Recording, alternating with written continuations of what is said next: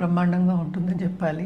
Okay. ఎందుకంటే 11th lord exaltation ఇక్కడ కూడానే ఉన్నారు. సో తప్పక ఉత్సాహం ఉంటుంది. అలాగే వాళ్ళ లోన్ అంటే ఎవరికి లోన్ తీసుకున్నారు అనుకుంటే ఆ లోన్ కట్టేసే ఛాన్సెస్, ఫైనాన్షియల్ స్టెబిలిటీ వచ్చే ఛాన్సెస్, అలాగే కెరియర్లో విస్తరించే ఛాన్సెస్ చాలా ఎక్కువ కనిపిస్తున్నాయి అనమాట. ఈ రాశిలోనే కూటమి కూడా జరగబోతోంది. మనం చూసాము అంటే మార్స్ ఒకటి కాకుండా మనకి వీనస్ కూడా ఉన్నారు, అలాగే మెర్కురీ ఉన్నారు.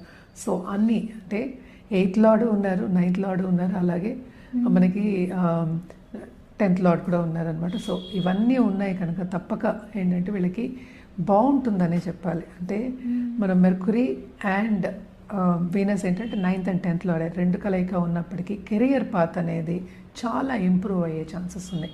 ప్రమోషన్ వచ్చే సూచనలు ఉన్నాయి. అలాగే ఏంటంటే పైవాళ్ళ మన్నన పొందే ఛాన్సెస్ అనేవి ఎక్కువ కనిపిస్తున్నాయి. అంటే సపోర్ట్ సిస్టమ్ అనేది కొంచెం ఎక్కువ కనిపిస్తుంది అనమాట.